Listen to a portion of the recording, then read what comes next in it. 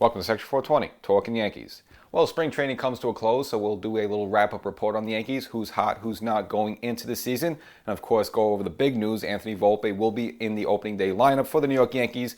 Kind of a bit of a surprise, but not really. We'll kind of, give you my thoughts on that, as well as just go over some of the latest injuries. Of course, Luis Severino, kind of a blow to the Yankee rotation.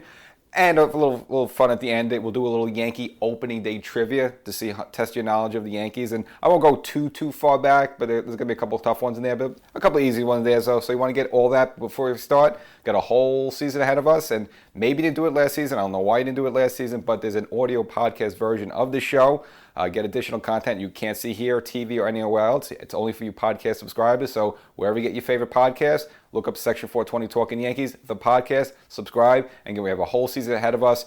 Get some takes, you get some hot takes, get some cold takes, get some fan memories by me, getting stuff you can't get to see here. So make sure you subscribe. So you recall when the Yankees began spring training, obviously they invited Jason Dominguez as well as Volpe there. Now, they kind of told us off the bat that Jason Dominguez, there was no shot he was going to make the team. Again, they just kind of wanted to get him a little experience there. But they kind of put up there that there might be an opportunity for Volpe to join the team. But it was still kind of like he really has to blow the doors off the handles. Well, he blew the doors off the handle, winning the shortstop job. It was kind of a trio there with Oswald Peraza as well as IKF. But of course, Peraza didn't really have a terrible spring training, but Volpe, the numbers spoke for themselves, and he just kind of forced Boone's and Cashman's hand there, man. Hitting over 300, 3 home runs, 16 hits in total, 5 stolen bases, and not only, with the bat, but as well defensively, just looks very comfortable there, playing the infield for the Yankees. So, really had no choice. I mean, it'd be hard to keep this guy down. At least you could use the excuse with Dominguez, even though Dominguez was mashing as well, that, hey, look, he's only 19 years old. We still want to get him a full season, at least, of double and triple A under him, just to, a little more season before bringing him up. Obviously, Volpe had kind of, got enough experience in the minors last season, so he would have been a little bit more ready of the two, but it really took, a tremendous spring by Volpe to get this honor, and looks like, again, he worked for it and got it, and, it's just for a 21-year-old, kind of, gives you reminiscent of Derek Jeter. In fact, even 96, we didn't think Derek Jeter was going to be Derek Jeter. Kind of just, it was just kind of like, hey, well, Tony Fernandez hurt his groin, they brought Jeter up, and then Jeter just exploded. So this guy comes with a lot more, expectations than Jeter did back in 96. So we'll see how he handles it. But again, he just seems very mature. Everyone just says great things about him. It just seems like this is a really good guy. So, this is good for him. Congratulations for him. Unfortunately for Peraza, he will be start the season in AAA. Now, we kind of thought it'd be the other way around. Even with Volpe having maybe a better spring than Peraza, they figured this with Peraza since he was up last season. Again, they used him in the playoffs, and again, he looked confident and fine there. You figured even with that, still Volpe would probably start in the minors and would give the nod to Peraza. But again, this Volpe was just so good spring. Really, I mean, the whole spring has just been hot. So I mean, you can't really argue against it. So I mean, he did win out the job, and of course with IKF, they're gonna try him out. We'll see how this center field thing that really takes, if they're really gonna use him out there fully. I mean, obviously he would be normally the shortstop there, but at shortstop. But with Volpe, obviously much better offensive weapon than IKF there. So kind of makes IKF a little bit the odd man out. We'll see what goes there. But again, he can play third if he needs to be, and we'll see. Maybe just they put him in center until Beta comes back. But he's obviously gonna have to fight for some playing time there himself. And this is something that I think the fans been wanting. It'll be hard to sell to the fans and how to have Volpe start to see just how good he's been this spring. And it's just good to see the Yankees finally do this. You see they always put the handcuffs on their players. You see what they did with Job Chamberlain, the Job rules, and then I always have like Andujar and Clint Frazier come up, go down, go up, down, up, down. It seems like they messed a lot of these guys up. It's just good now. Play the young guys if he's ready. I understand with Dominguez, maybe figures he's a little too young. Okay, I understand that one. But if Volpe seems ready, throw him out there. You see what the Astros did with Pena, and that paid off, and hopefully it pays off for the Yankees. So Volpe is the, number one news story to end of spring training for the Yankees. Probably the number two. It's probably a little bit bad news that Luis Severino is going to be on the IL to start the season. Again, the Yankees rotation, going into the season, our eyes were wide. You figure, we're going to have Cole, and then they sign Rendon. You have Severino, number 3, Nestor coming back number 4, and Frankie Montas hopefully bounces back. After this point in 2022, well, that's pretty much all gone to shambles. Now, not totally, because they're all coming, most of them are coming back. Montas maybe towards the end of the year, but of course, bad news for the Yankees not having Severino there to start the season. Now, he did not have a good spring, we know that, and he was kind of saying, well, I'm working on stuff, I'm working on my slider, don't worry about it. And he kind of felt confident, he's a veteran, even though he's a young guy, but still a veteran. It's like, okay, fine, he's working on stuff. Well, it turns out probably why he hasn't been really that good this spring is that the lat that bothered him last season, Pace had strained it again. Now, supposedly it's not as bad as the strain was last season, which pretty much took him out almost for all the second half of the season, even a little bit of the first half as well. I mean, he got off to a great start of the season, but had that lat issue, and then you didn't see him until September, had a couple of warm-up games, and then was very good in the playoffs and effective, but unfortunately, it could be a situation where we're looking at that again, really. Again, anytime we go with a lat or an oblique, it's just kind of tricky to timeline, so they're not really giving a timeline, but they said the strain isn't as bad as last season. But again, very disappointing to start the season. Of course, with Rendon, again, having the forearm issue with him, he's probably not going to be available to at least the later part of April. So, you at least you're looking forward to this, like, even though you had the news, okay, you were going to have Montas, okay, fine, you kind of accept that. Figure, I put Herman or Schmidt in the number 5 hole, that's fine. But now you lose 2 other studs like that. Now you're really starting off the season, kind of your starting rotation, a little bit of shambles. Now, early in the season, don't worry about too much because you're not going to really stretch your stars out that much, and you can probably use your middle relief and bullpen guys a lot. So again, not really terrible, but you got to be worried that because now it's the same injury that Severino had last season, and it's just hard to put a timeline on it. So we just got to hope it's not a situation like last season that dragged on and on and on. Now, according to Severino, he said again during the playoffs that the Yankees, they held him out too long. He could have came back much sooner, but they're going to baby them because obviously, they want to make sure that he avoids a huge chunk of time that happened last season. So we'll see, how far that goes. But in the meantime, the Yankees, do have a couple of options. Of course, and the ironic part that Severino's last start before this injury was announced was probably his best one. It had 9 strikeouts. It looks like he was on his way there, but I guess just cropped up now, so they're going to have to shut him down a little bit, and he's probably going to have to start all over again in a way. But again, the Yankee options there, of course, we had Clark Schmidt. Again, having a pretty decent spring. ERA is a little high, over 5 there, but he's added this new cutter and it seems to be quite effective. So he's probably someone's. He's probably going to get some of those starts as well as now Domingo Germán, who has not really had a good spring, but is kind of out of default. Kind of have to go with him there. You also have Johnny Brito. Again, impressive. His last outing, 16 up, 16 down. Some perfect frames there. So that's something to be thrown into the mix. But of course, you have your ace Cole. That's fine. And then eventually, with a week or 2 into the season, Ness will be available. So again, it's not terrible, but it's just kind of annoying because your expectations was at least having those 4 horses up there at the top. Now you're just going to have like 2.5 horses, and you got to hope that Rendon comes back at some point. And as spring training was winding down, it also meant the end of the World Baseball Classic, the 2023 version of it. And it was a huge success. Again, the final game, Japan beating Team USA with, Ohtani striking out his teammate Mike Trout there in a big dramatic spot. And, the feedback and the ratings were great. It was actually better than some, MLB postseason games back from October there. So, this was probably the best, I guess, display for the World Baseball Classic. So, it means a lot moving forward. And you may remember a few episodes ago, had Shorten Spradling, he's kind of an expert on the World Baseball Classic there, kind of previewing it there. So, it's just kind of a good wraparound. And, of course, the star of the show was basically Ohtani. This was basically his kind of center stage for him, which, he can't really get with the Los Angeles Angels of Anaheim just playing on a team that's terrible there. And kind of you're hearing that word that he would like to go play somewhere else, maybe the Mets, just get somewhere on a bigger stage, and you can see what he could do there. And speaking of Ohtani, he's going to get a real big payday in 2023. So with his contract extension, he has a 1-year extension on the contract for $30 million. So again, now he's a 2-way player, so I guess they wanted to, arbitration-wise, he could maybe get a little bit more there, but they settled this 1 year for $30 million. But according to Forbes, he's getting another $35 million just from endorsements.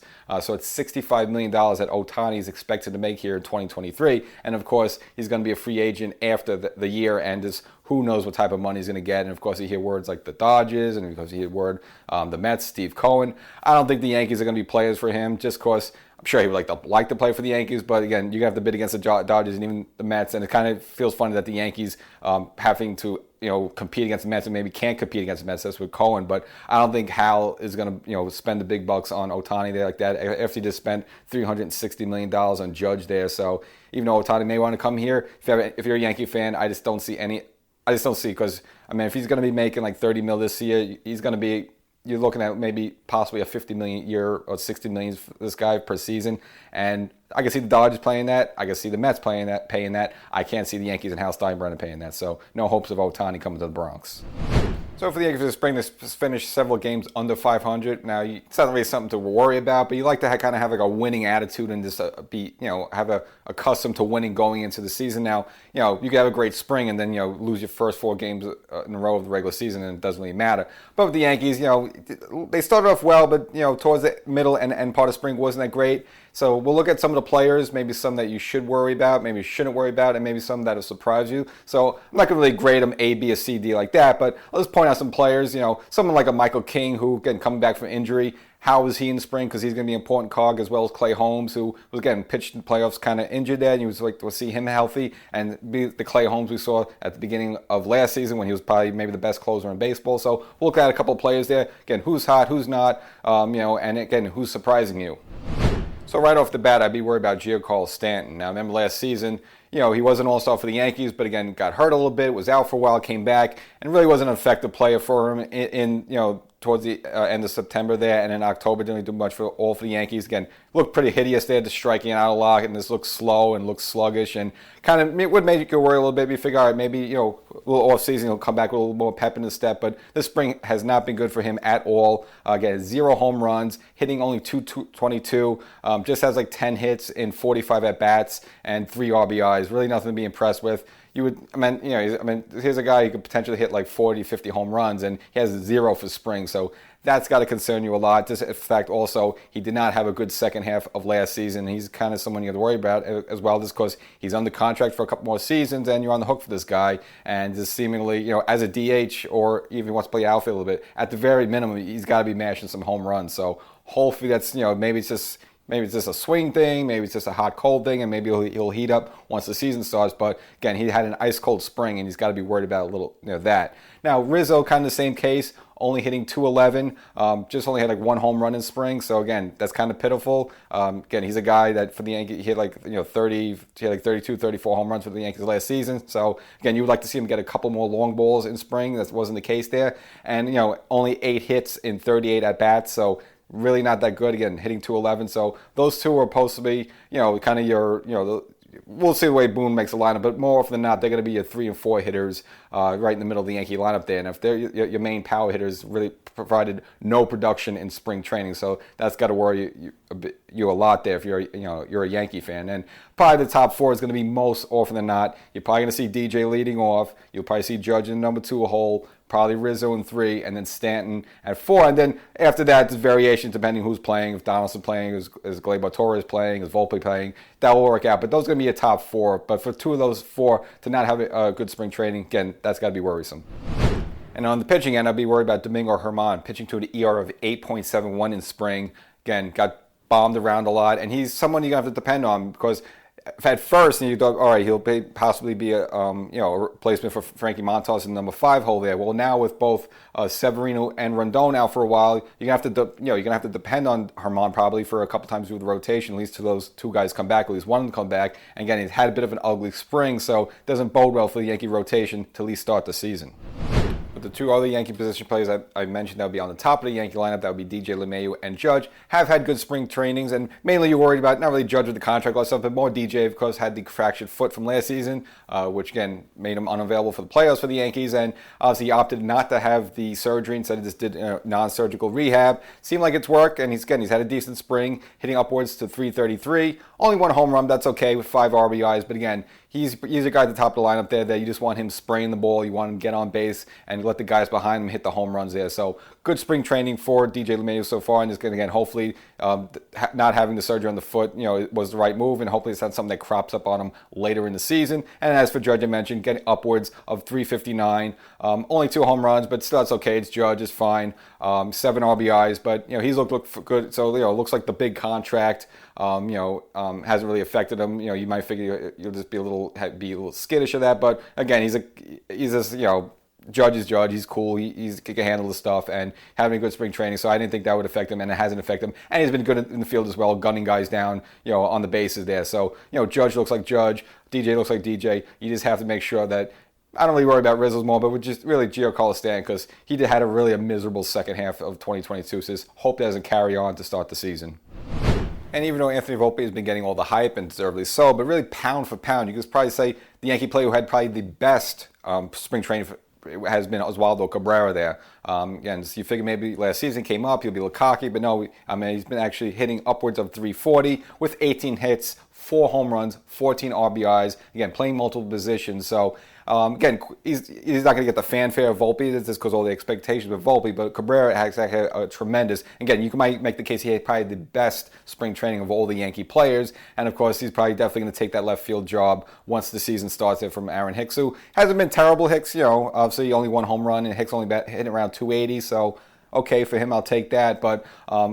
Head above shoulders, Cabrera definitely would get the nod over Hicks in left field because, just Cabrera's just looking phenomenal there. It's just, right now he's just not getting all the fanfare Volpe is, but again, he looks great for the Yankees. I'm not going to say, even though technically he came until the end of last season, but technically it's kind of like his second season as a Yankee.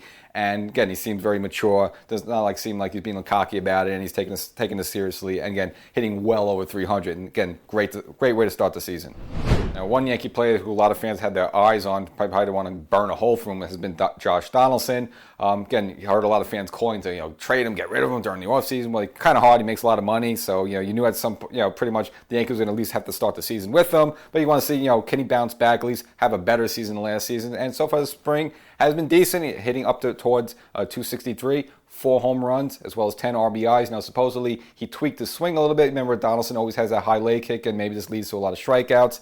So average-wise, a little bit better. Again, last season, he finished at 222. Again, this was miserable during the playoffs, and both him and Hicks were hearing it from the fans, but mostly Donaldson, I say, was probably public enemy number 1 there. So, if you want to look at Hicks, again, hitting around 280, okay. Again, only 1 home run you're not impressed with, but looking to see Donaldson bounce back a little bit, and again, maybe tweaking the swing will help him a little bit. Again, 37 years old, so as you approach 40, you don't see him getting any better, but it's hard to see how he could be any worse than he was last season, which is just very disappointing. Again, he's not he's a guy who figure at least hit like around 20 home runs and at least maybe hit around like 250, 260 like that. So if he's hitting 260 now, maybe again he could be a better version of he was last season. Defensively, he'll be fine. You don't really worry about him there. You just can't have hit like 222 because that's just putrid. It's too many strikeouts, and especially during the playoffs, it was just awful for him. So. Good to see him, and again, hopefully he surprises us all and has a decent year at third base. Now, for the Yankees to have any sort of World Series aspirations, they got to make sure that they're 2 guys at the back of the bullpen, Michael King and Clay Holmes, are top notch. Because again, you need those guys to be 100%. That's probably the Yankees' best shot, to get to the World Series and win it. And again, a little question mark about them. Again, King went down last season, needed surgery. Clay Holmes had the shoulder issue. Again, he was able to gut out in the playoffs, but can they come back and be full? And again, when the Yankees kind of sort of faltered a little bit last season, when they were kind of almost at 40 games over 500, the first, again, domino fall was Michael King. And again, had the offseason surgery, and he was ready for spring training. You want to see, all right, can he bounce back? Can he be the King he was last season? Well, so far, based on spring, seems to be that guy, pitching to an ERA under 1 with 11 strikeouts and 9.2 innings. So again, it's only about a sample size of 10 innings. But again, he looks like the guy we saw last season. So good, that's really great news for the Yankees, as well as Clay Holmes, pitching to an ERA a little under 2 with 6 strikeouts in 5 innings. So again, small sample sizes, but again, you need your 8th and 9th inning. I mean, remember back in the old days with the Yankees and Rivera and Stanton and else like that, you need top line relievers. Now the Yankees dodged a little bit of a bullet that this past offseason, was able to use Loaizaga and Waldy Peralta and kind of piece things together and use Holmes here and there like that, able to kind of scotch tape their way through it, and it kind of worked. And again, Loaizaga did answer the bell, and he was pretty good, and so it's good to know he can handle that. But still, I think for the Yankees to really go far this season, you need King to be King, and he needs to be the 8th inning guy. And Holmes, we need the Holmes we saw last season, at least before he had the shoulder issues, and so far they kind of seem that way. So good news for the Yankees. And staying on the pitching end, again, Clarke Schmidt has been getting a lot of accolades during spring training. ERA a little high, a little over 5 there, but with 25 strikeouts and 19.2 innings there. So you like to see the strikeouts. Again, he's kind of worked in this new cutter. Seems to be very effective for him. And did start 5 games. So it seems like the Yankees have been stretching him out in spring. So again, expect him to get probably the majority of starts, at least until the Yankee rotation gets their pieces back, and mainly in Severino, Rendon. And again, Schmidt been much more effective than Herman, so Herman might get knocked down a peg. Maybe they use Herman in the long relief and then have one of the minor leaguers start some of those games. But until then, I would expect Clarke Schmidt to pick up the slack for the loss of Severino as well as the loss of Rendon until those two come back. So that's a scouting report on the Yankees as we close spring training and can transition to the start of the 2023 baseball season. And since we're around the time period of opening dayness, I figure we'll have a little fun this episode. So we're going to do a little opening day, but Yankee opening day trivia. Throw you some questions out there. I try to make it, not too easy, but not too hard because, honestly, I don't want to ask you about like the 1930 Yankees. I don't think too many people are alive that remember the 1930 Yankees. So we'll try to keep it semi-contemporary, but I might throw a few curveballs in there. But leading off, give me the 2 Yankee starting pitchers that started 6 consecutive opening day games in a row. There's 2 of them. Now, I'll give you a clue. They're both a lefty. So think about which Yankee lefty has been around here, well, at least was around here for a while. They maybe say, could have pitched 6 opening days in a row. Now, one of them, I'm going to give you, this is one of the curveball, is from way back when. I'm talking about like the Lou Gehrig, Babe Ruth era. So there was a left-hander back then, and there was a left-hander that was much more contemporary. So give you a few seconds, let you think about it. An old lefty from back in the 30s and a more contemporary lefty for the Yankees. Ding! The answer will be CC Sabathia, who did it for the New York Yankees from 2009 to 2014, and then Lefty Gomez, who did it for the Yankees back from 1932 up through 1937. So there you go, 2 lefties. Now, I gave you the lefty clue there, so you can't say it was a trick question. I kind of helped you out. Which position player, so it's a position player, not a pitcher, so I'm helping you out a little bit, started the most opening day games for the Yankees in a row? Now, I'm going to give you a clue, a little hint. I guess you could use the C word, captain. He might have been a captain. So which I guess a captain had the most consecutive opening day games for the Yankees? Do you know any Yankee captains? Are you familiar with any? It's been a couple. I don't want to say the answer, but do you know any Yankee captains? Boom, Lou Gehrig. So now you might think, wait, not Derek Jeter, but no, it's Lou Gehrig with 14 seasons. Did it for the Yankees from 1926 all the way up to unfortunately his final year there in 37. So 14 years there. Now, a close second is, you probably wouldn't be thinking about, and he's not a captain, was Willie Randolph. Actually had 13 consecutive opening day games for the Yankees. They're mainly pretty much at second base there. He did that from 1976 up to 1988. Now, you might think, hey, Derek Jeter was a Yankee for like 19 seasons, wasn't he? But you remember that actually in 2001, he actually didn't start opening day. It was actually Luis Sojo.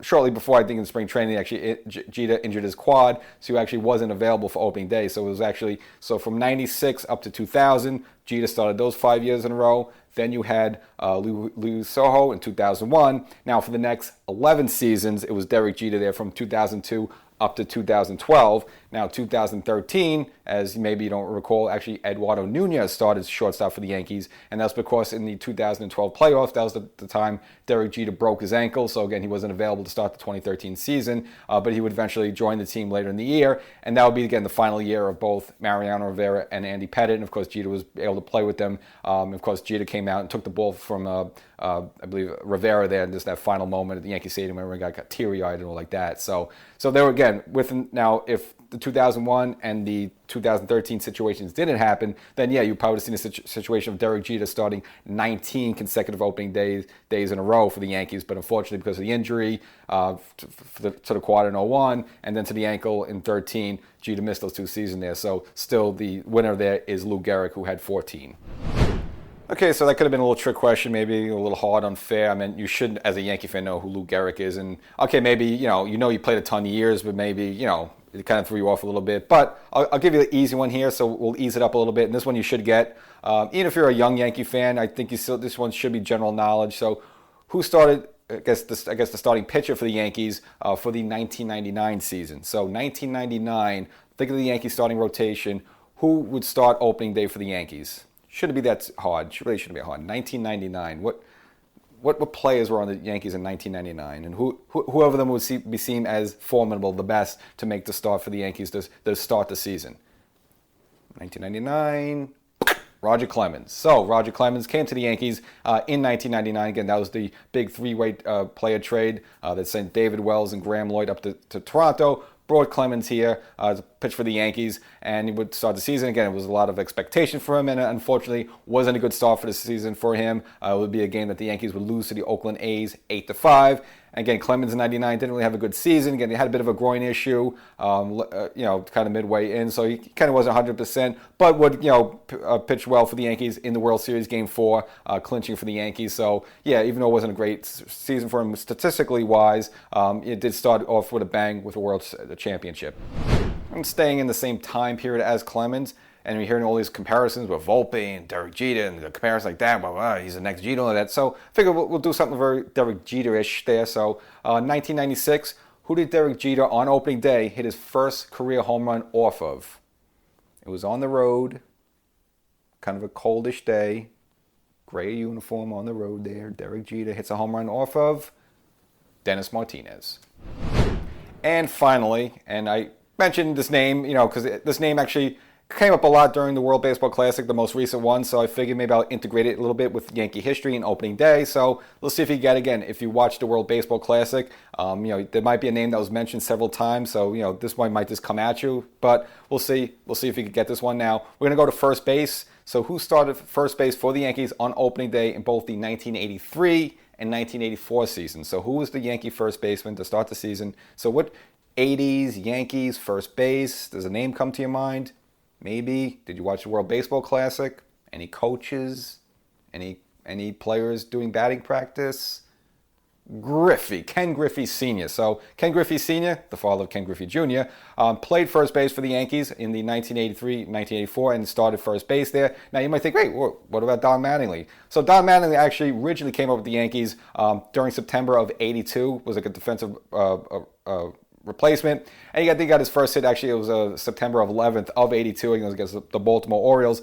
But he was called up for the minors. Now in '83, he also came up to play for the big club, but only played 91 games. But again, wasn't in the starting lineup there for the Yankees. And of course, by '84, he took over the job from Ken Griffey Sr. And then from there, of course, Mattingly became Mattingly. He had those 5 or 6 terrific seasons.